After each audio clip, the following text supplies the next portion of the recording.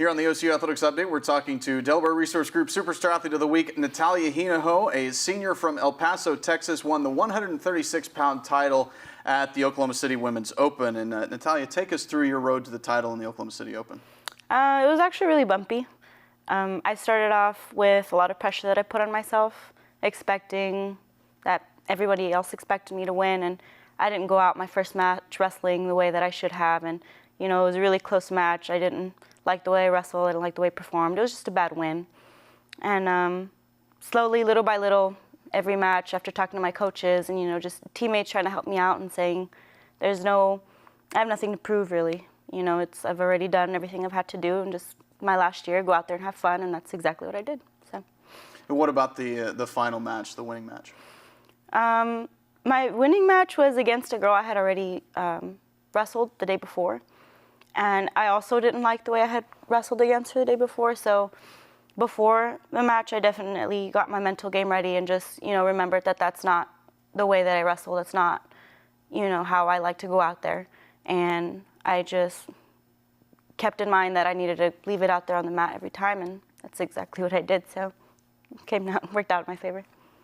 You were a national title winner last year. What was your reaction when you won the national title? Oh, it was awesome. I can't put it into words. You know, I had my family there. They were in Oklahoma City for the first time to watch me wrestle. My dad, my mom, and my siblings, and that was an amazing feeling for them to get there and actually witness that. And then it was also kind of like a relief. You know, all my coaches ever since my freshman year have kind of put that on me that I had the potential to do that, and I've always known that I have. And I guess actually doing it is kind of took a weight off my shoulders, and I knew it, like a finally kind of thing. So. What was your development process on the road to becoming a national title wrestler? Oh, geez, it was a long road. Starting, I guess, from my freshman year. The developmental process wasn't more in my technique and my work ethic. I've always wanted to work hard. I've always wanted to do better and learn and grow in the sport. I think mostly it was just developing my mental game and how I go into matches and how I change my whole lifestyle just according to, you know, wrestling. You can't go into a match doubting yourself. You can't go in thinking, oh, what if I do this? Something might go wrong. And I think it took me the 3 years in order to overcome that and trust in my training, trust in, you know, my coaching staff. I've had amazing coaching staff. I've had amazing teammates and real partners to push me through. And if I just trusted in that, everything else would follow, you know. You were also able to participate in the Olympic trials. What was that experience like? It was a great experience. It's nothing like before. You get to compete not only in front of just thousands and thousands of people in the arena, but you get to compete against other people that you have always looked up to. You know, Jordan Burroughs, Helen Maroulis, Adeline Gray, those are people that, you know, I've grown up in the sport of wrestling looking up to them and being like, you know, they're amazing. And here I am in the same room with them trying not to get asked for a picture, you know, because it's just lame. You can't do that if you didn't. But I guess overall the experience is just something that you can never repeat in any other kind of aspect, in any other situation. It's just awesome. What's your major here at OCU? My major is technically biomedical science. I will graduate with that and then go on to nursing school afterwards. So what career goals do you have following wrestling and following college? I definitely want to work in the hospital, somewhere around the pediatric oncology or the ICU department, and then eventually become a nurse anesthetist. How you pronounce it. So those are my goals afterwards. All right, we're talking to Delaware Resource Group Superstar Athlete of the Week, Natalia Hinojo. You can follow the stars on OCUsports.com.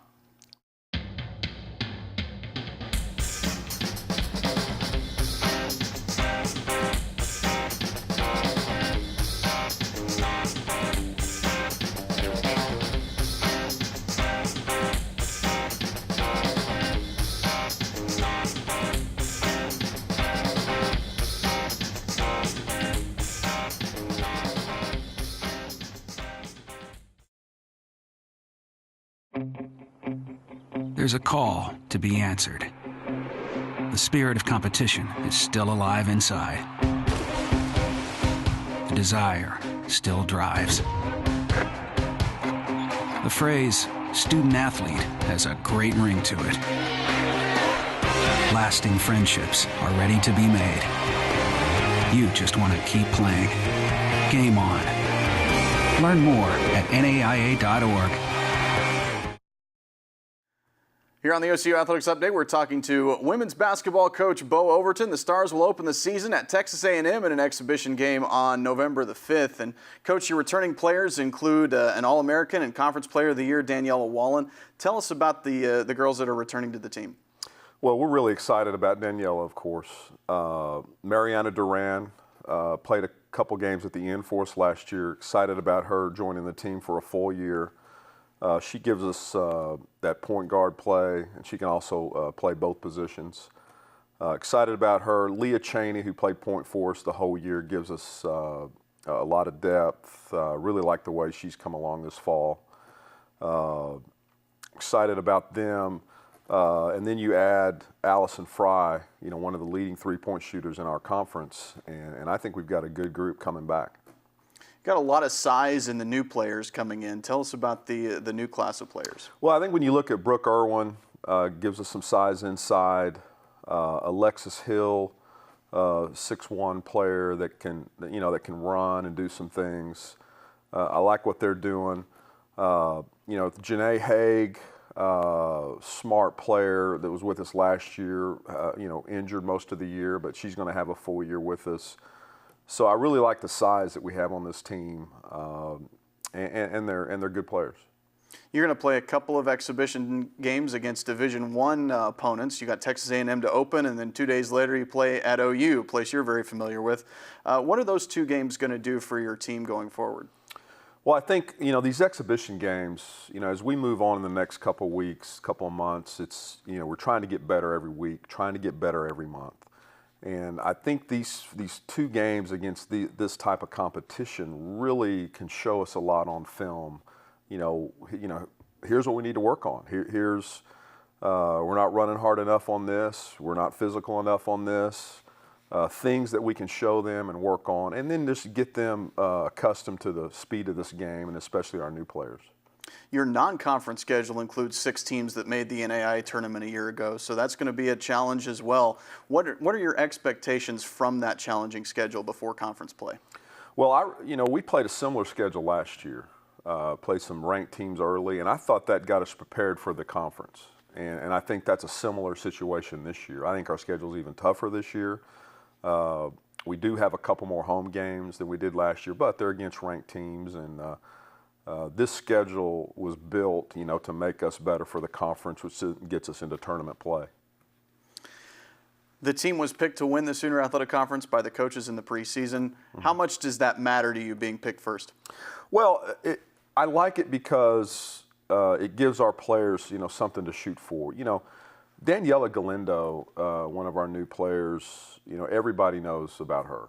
And when you put her in there with Daniela Wallen returning, those are two pretty good headlining players that other coaches know about. So, when you have two players of the caliber of that on our team, we're going to be picked pretty high in the league and probably picked pretty high in the country when that comes out. You're going to host the Sooner Athletic Conference tournament at Abe Lemons Arena this year. What is that? What kind of advantage does that give you? Well, I think it's an advantage that we get to sleep in our own beds and all that stuff. But I think the best part about that is it gets to show people in Oklahoma City, how good our league is. We got good players in this league, good coaches. And I think to centralize that right here in Oklahoma City, I'm really excited for people to see, what kind of league this is, the type of talent, and it'll be a fun weekend. All right, Coach, thanks very much. Talking to women's basketball coach Bo Overton. The Stars will open the season with an exhibition play against Texas A&M on November the 5th, and you can follow them all season long on OCUsports.com.